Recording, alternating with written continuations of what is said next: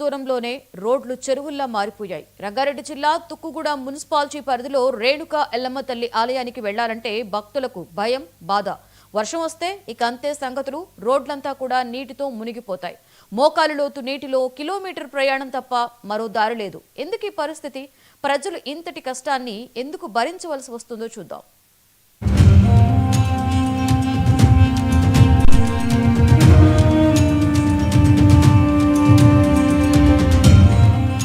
Outer ring road exit number 14 దగ్గర తుక్కుగూడ రావిరాల రూట్లో ఉన్న ఈ ఆలయం శ్రావణమాసం వస్తే వేలాది భక్తులు రేణుక ఎల్లమ్మను దర్శించుకోవడానికి తండోపతండాలుగా వస్తారు. కానీ 2 నెలలుగా చెరువు పొంగిపోవడంతో రోడ్డంతా దెబ్బతింది. కిలోమీటర్ మేర మోకాలి లోతు నీటిలో భక్తులు అడుగులు వేస్తున్నారు. ఈ సమస్య 2 నెలలుగా కొనసాగుతూనే ఉంది.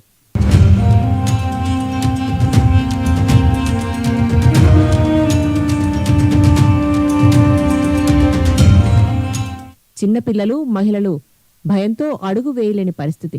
కొన్ని చోట్ల గోతులు పెద్దగా ఉండడంతో నడుములోతు నీరు, రోడ్డు కనిపించడం కూడా కష్టం. దేవాదాయ శాఖ ఆధీనంలో ఉన్న ఆలయమైన అభివృద్ధి మాత్రం కనిపించడం లేదు. మనము ఈ ప్రాంతంలో మీరు చూస్తున్నారు, సూర్యంగిరి ఎల్లమ్మ తల్లి దగ్గరికి దాదాపు 10,000 మంది వస్తారు. ప్రతి మంగళవారం 10,000 మంది వస్తారు. అదే విధంగా జాతర ఉందంటే ఒక 50,000 మంది జాతరతో నడుస్తారు. మన తెలంగాణలో బల్కంపేట ఎల్లమ్మ తర్వాత అతి దైవగల వ్యక్తి అమ్మవారు ఉందంటే మన సూర్యగిరి ఎల్లమ్మ టెంపుల్, రావిరాల్లో, తుగ్గూడ మున్సిపాలిటీ. ఈ ప్రాంతంలో రోడ్డు మొత్తం మునిగిపోయి, మొన్న వర్షాలకు రోడ్డు మునిగిపోయి 2 నెలల సార్లు మొత్తం మునిగిపోవడం జరిగింది. గతంలో కూడా మునిగిపోవడం జరిగింది. కానీ ఇక్కడ ఉన్న ఎమ్మెల్యే గారు ఏం చేస్తున్నారని అడుగుతున్నాం. ఈ ప్రాంతాన్ని ఎందుకు పట్టించుకుంటే ఎమ్మెల్యే గారు అడుగుతున్నాం. మీరు ఈ రింగ్ రోడ్ నుంచి కనెక్టింగ్ రోడ్ తీసుకుంటే అయిపోయేదే కదా, ఎందుకు తీసుకుంటలేరని అడుగుతున్నాం. ఈ ప్రాంతంలో ఉన్న 1300 ఎకరాల భూములనైతే కంపెనీలకు దారదత్తం చేసినావు కానీ మరి ఈ ప్రాంతంలో ఉన్న అమ్మవారి టెంపుల్కి ఏం పాపం చేసిన అడుగుతున్నాం.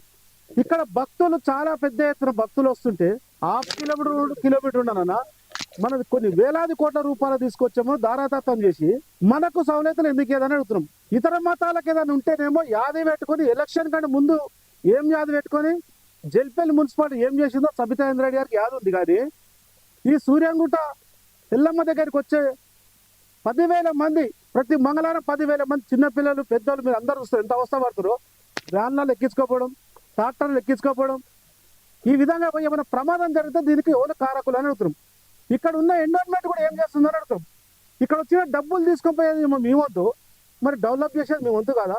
ప్రజలు ఎల్లమ్మ ఆలయాన్ని దర్శించుకునే భక్తులు ఏటా వర్షాకాలంలో ఇన్ని కష్టాలు పడుతున్నా ప్రభుత్వం, అధికారులు ఎవరూ పట్టించుకోవడం లేదు. స్థానిక నేతలు, మున్సిపల్ కమిషనర్లు చొరవ తీసుకోవాలని భక్తులు డిమాండ్ చేస్తున్నారు. ప్రత్యామ్నాయ రోడ్డు నిర్మాణమే భక్తుల కోరిక. రోడ్డే కనిపించకుండా మోకాలి లోతు నీరు ప్రవహిస్తుండటంతో నడవడం చాలా కష్టం. ఆలయానికి సులభంగా వెళ్లే మార్గం కావాలని భక్తులు విజ్ఞప్తి చేస్తున్నారు. ఈ యొక్క ప్రభుత్వానికి, ఇక్కడ ఉన్నటువంటి స్థానిక ఎమ్మెల్యేలకు వీళ్ళకి అసలు కనిపించట్లేదు భక్తులు పడే ఇబ్బందులు. వాళ్ళు మోకాళ్ళ పైకి చీరలు తీసుకొని పిల్లలు సైతం మోకాళ్ళ అంటే మునిగిపోయే పరిస్థితుల్లో వాళ్ళు సాహసం చేసి అమ్మవారి దర్శనం చేసుకున్నారు. మరి ప్రజలకు సమస్య వచ్చినప్పుడు ప్రజాప్రతినిధులు వారి యొక్క బాధ్యత నెరవేర్చాలి. మళ్ళీ దీని బాధ్యత కాదా, దీనికి పరిష్కారం ఓర్జించాలి. ఇప్పుడు గెలిచినటువంటి స్థానిక ఎమ్మెల్యే సబితాంద్ర రెడ్డి గారు కనీసం ఒక్కసారిగా ఇక్కడ పర్యవేక్షణ చేయలేదు. దీనికి సంబంధించి ఒక ప్రణాళిక ఏం తీసుకోలేదు. అదేవిధంగా కొత్తగా వచ్చినటువంటి తెలంగాణ రాష్ట్రంలో కాంగ్రెస్ ప్రభుత్వం ఈ యొక్క సమస్యని అసలు వాళ్ళకి సమస్యలాగా కనిపించట్లేదు. కాబట్టి భక్తులందరికీ ఇక్కడ ఆగ్రహిస్తారు. అదేవిధంగా రావిరాలు, తుగ్గూడ, సర్దాన గ్రామ ప్రజలకి రాకపోకడం ఇబ్బంది అవుతుంది. కాబట్టి మాకిన ఇక్కడి నుంచి అక్కడ ద్వైపాక్షికమైనటువంటి వ్యాపార వర్తకాలు ఉన్నాయి. కాబట్టి ఖచ్చితంగా ఈ యొక్క రోడ్డుని మళ్ళీ వాడుకలోకి తీసుకురావాల్సిందిగా మేము రాష్ట్ర ప్రభుత్వాన్ని, స్థానిక ఎమ్మెల్యే సబితాంద్ర రెడ్డి గారిని డిమాండ్ చేస్తా ఉన్నాం.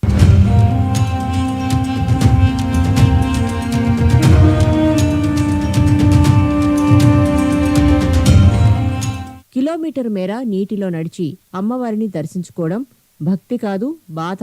రంగారెడ్డి ప్రజల దాహం తీరింది కానీ దురవస్థ మాత్రం పెరుగుతూనే ఉంది. ఇప్పుడు బాధ్యత స్థానిక నేతలు, అధికారులపై ఉంది. రేణుకా ఎల్లమ్మ దయతో కాదన్నా అభివృద్ధి దయతో అయినా ఈ రోడ్డుకు గతి మారాలని ప్రజల ఆశ.